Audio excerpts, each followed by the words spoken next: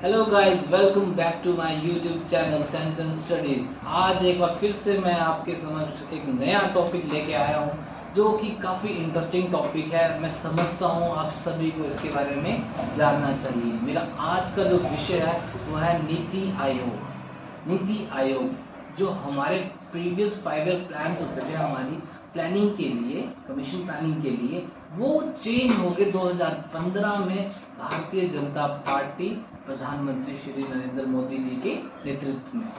तो अब ये नया मोड जो आया है, ये नीति आयोग, ये है क्या एक्चुअली में? नीति जो है NI से होता है हमारा national institutional of transforming India, और आयोग होता है थिंक टैंक।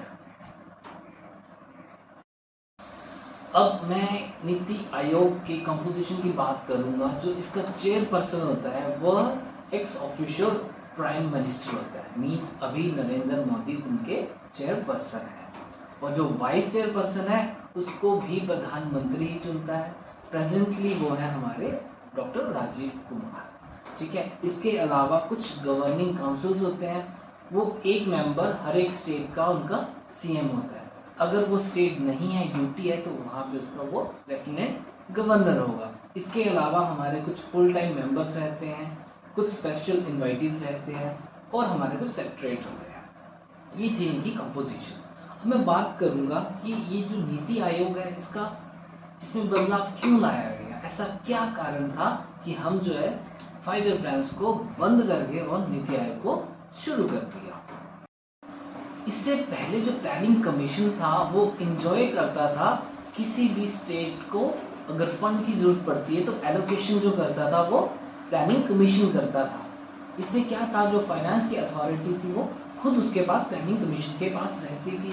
ठीक है, तो उसके अकॉर्डिंग ही वो जो फंड है एलोकेट होता था। जबकि नीति आयोग ने ये सब कुछ चेंज कर दिया है। नीति आयोग मेनली ये क्या काम कर रहा है, ये एक एडवाइजरी बॉडी है जिसमें हम थिंक टैंक करते हैं, और ये स्टेट और सेंट्रल दोनों के साथ मिलके एक रेलेवेंट स्ट्रेटजी बनाता है। ठीक है, और जो भी फंड की जरूरत पड़ती है उसे वो फाइनेंस मिनिस्ट्री से दिलवाता है। मींस मेन यहाँ पे क्या रहा कि जो पैसा दे रहा है वो कौन दे रहा है, वो फाइनेंस मिनिस्टर दे रहा है। जबकि प्लानिंग कमीशन खुद फंड रिलीज करता था। इससे पहले जो प्लानिंग कमीशन में जो स्टेट गवर्नमेंट रहती थी उनके पास ज़्यादा अथॉरिटी नहीं रहती थी। सो मीन वो उनके पास ज़्यादा पावर्स नहीं रहती थी, इसीलिए उनको किसी भी प्रोजेक्ट के लिए कोई भी स्ट्रेटजी, कोई भी फंड की जरूरत पड़ती थी तो उसको सबसे पहले प्लानिंग कमीशन से अप्रूव करवाना पड़ता था।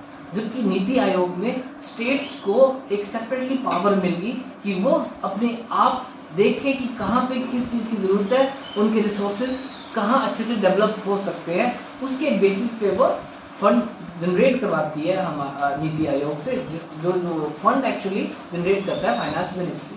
अब यहाँ पे ये हुआ कि जो स्टेट्स होती है, अब हम जानते हैं भारत जो है काफ़ी क्षेत्र में फैला हुआ है। कई क्षेत्र हमारे समुद्री एरियाज है, कई हमारे पहाड़ी है, कई हमारे मैदानी है। इस वजह से हर किसी की जो भौगोलिक स्थिति है वो अलग अलग है। इसीलिए उन्होंने हर स्टेट को खुद ही पावर दे दी कि अपने हिसाब से वो किसी भी रिसोर्सेज को अच्छे से कैसे यूटिलाइज कर सकते हैं, उसके अकॉर्डिंग वो स्ट्रेटजी प्लानिंग कर सकते हैं। तो नीति आयोग में गवर्नमेंट ने एक नया रोड मैप तैयार किया, जिसमें सबसे पहले उन्होंने 5 ईयर प्लान्स बंद किए।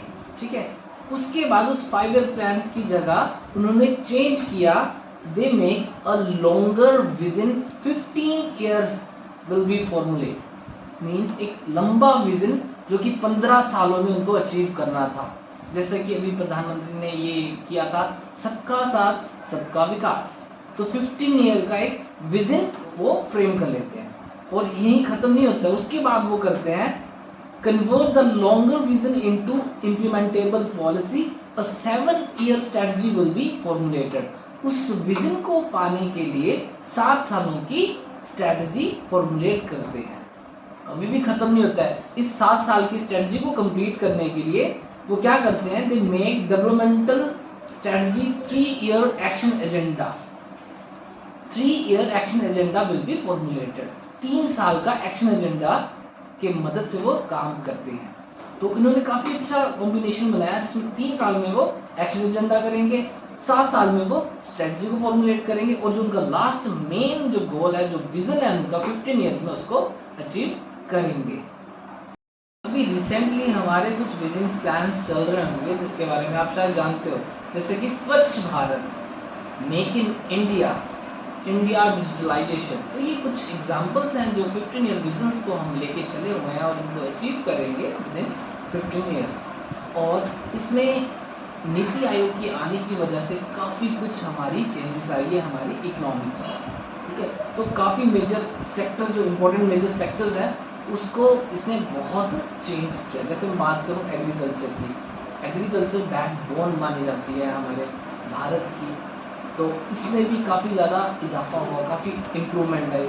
हमारी जो ट्रेड, इंडस्ट्रीज, सर्विसेज थी इनमें भी हमारा इंक्रीमेंट हुआ और रीजनल डेवलपमेंट हुई, हर रीजन में डेवलपमेंट हुई क्योंकि हमने नीति आयोग में हर स्टेट्स को पावर्स दे दी, उसके हिसाब से हर स्टेट जो वो डेवलप होने लगा। हम जानते हैं अगर हमारा स्टेट डेवलप होगा अल्टीमेटली हमारा देश ही डेवलप होगा। और हमारी जो रूरल है वो भी कम होने लगा, ठीक है, वो भी शहरीकरण बनने लग पड़ा। सोशल सेक्टर में भी काफ़ी इजाफा हुआ। जब हम सोशल सेक्टर की बात करते हैं तो सीधा सीधा हम एजुकेशन की बात करते हैं, तो हमारे एजुकेशन सिस्टम में भी इम्प्रूवमेंट आई। हमने एजुकेशन के साथ साथ स्किल देना भी शुरू किया क्योंकि जब हमारी स्किल डेवलप हो जाएगी उसके बेसिस पे हम अपना काम कर सकते हैं और हमें और अपने खुद से हम जॉब क्रिएट कर सकते हैं।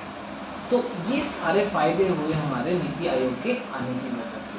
तो मैं चाहूँगा कि आप इस पूरी वीडियो को समझें, देखें कि किस तरह नीति आयोग ने कितना भारत में ट्रांसफॉर्मेशन लाया है। तो यही था आज तक का मेरा topic. I hope you enjoy this well. Thank you, thanks.